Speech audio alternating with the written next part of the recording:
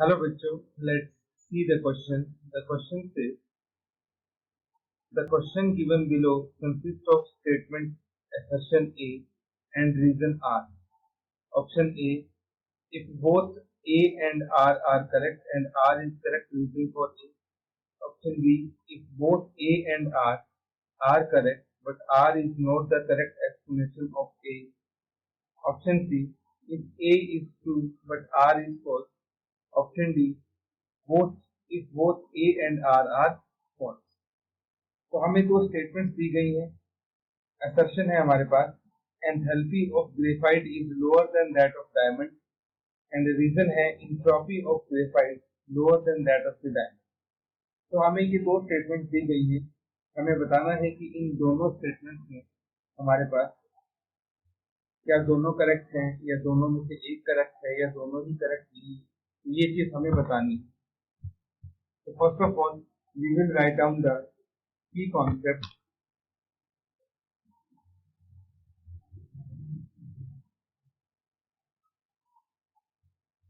First one, in carbon, each carbon is sp3 hybrid, while in graphite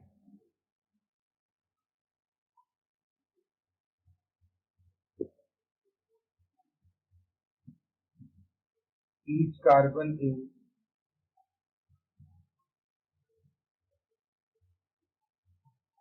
sp2 hybrid. And second is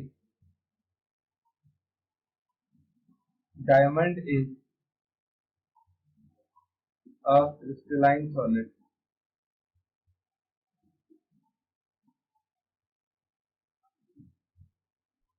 while graphite is amorphous solid.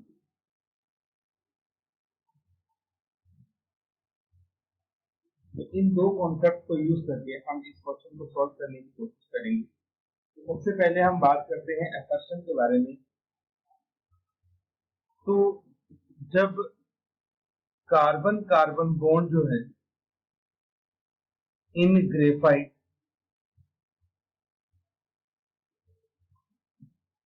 Undergo combustion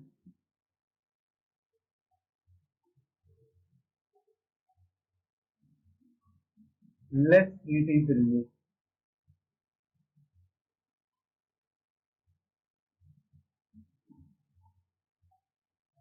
ठीक. अब देखिए यहाँ पे हम क्या कहने की कोशिश कर रहे हैं. जो डायमंड होता है, डायमंड में एक कार्बन चार कार्बन से जुड़ा होता है. तो डायमंड में जो कार्बन रहता है वो sp3 होता है. sp3 कार्बन में जो s कैरेक्टर होता है वो कितना होता है, 25%. वहीं अगर दूसरी तरफ हम बात करें ग्रेफाइट की, तो ग्रेफाइट में एक कार्बन तीन नेबरिंग कार्बन से जुड़ा होता है.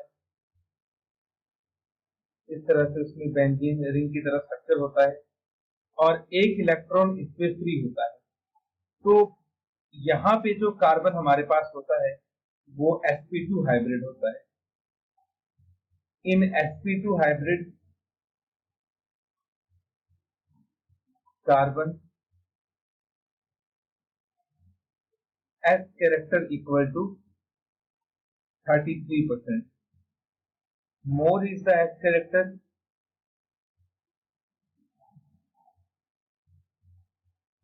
high is the electron activity.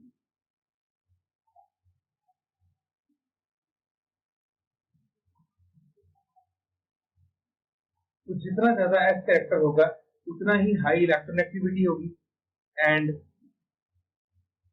Stronger is the carbon carbon bond. तो क्योंकि ग्रेफाइट में कार्बन के पास sp2 कैरेक्टर होता है और डायमंड में sp3 कैरेक्टर होता है, So we can say that the carbon-carbon bond of graphite is strong than carbon-carbon bond of diamond. ठीक है, तो कार्बन कार्बन बॉन्ड जो ग्रेफाइट का होता है वो ज्यादा स्ट्रॉन्ग होता है। अब क्योंकि ग्रेफाइट का बॉन्ड ज्यादा स्ट्रॉन्ग होता है तो इसका मतलब ये हुआ कि उसको बनने में ज्यादा अमाउंट ऑफ, उसको तोड़ने में ज्यादा अमाउंट ऑफ हीट लगेगा, और जब वो बनेगा तो उस टाइम उसके पास लेस अमाउंट ऑफ हीट निकलेगा। So strong is the bond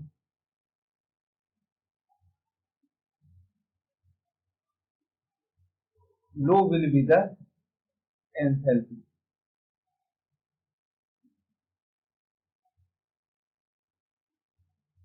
ठीक है, तो कार्बन कार्बन का बॉन्ड जितना ज्यादा स्ट्रांग होता है उसकी एंथैल्पी जो होगी उतनी ही कम होगी। मतलब जब आप उसको कंबस्ट करेंगे, आप उसको जलाएंगे, उतना ही कम अमाउंट ऑफ हीट वहां से रिलीज होगा। तो क्योंकि ग्रेफाइट का कार्बन कार्बन बॉन्ड ज्यादा स्ट्रांग होता है, इसका मतलब ग्रेफाइट की जो एंथैल्पी होगी वो डायमंड के कंपैरिजन में कम होगी। तो इसका मतलब जो असर्शन आपको दे रखी है, असर्शन करेक्ट स्टेटमेंट उसने दे रखा है। अब हमें सेकंड बात करनी है रीजन के बारे में। तो रीजन में वो क्या बोल रहा है कि जो एंट्रोपी होती है ग्रेफाइट के अंदर वो हाई होती है as compare to entropy of the diamond. तो ये देखिए स्टेटमेंट में क्या है, the particles of crystalline solid are arranged as compared to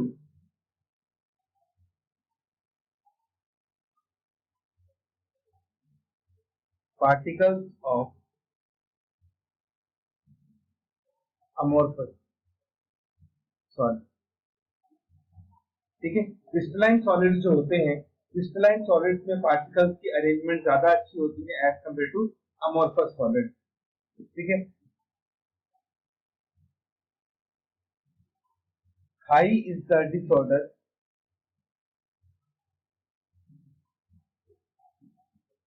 high is enthalpy entropy.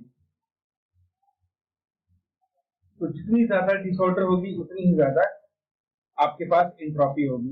अब क्योंकि मैंने आपको की कॉन्सेप्ट में ये लिखा है कि डायमंड क्रिस्टलाइन सॉलिड होता है और ग्रेफाइट हमारे पास अमोर्फस सॉलिड होता है, तो इसका मतलब अमोर्फस में डिसऑर्डर ज्यादा होगा। तो ड्यू टू मोर डिसऑर्डर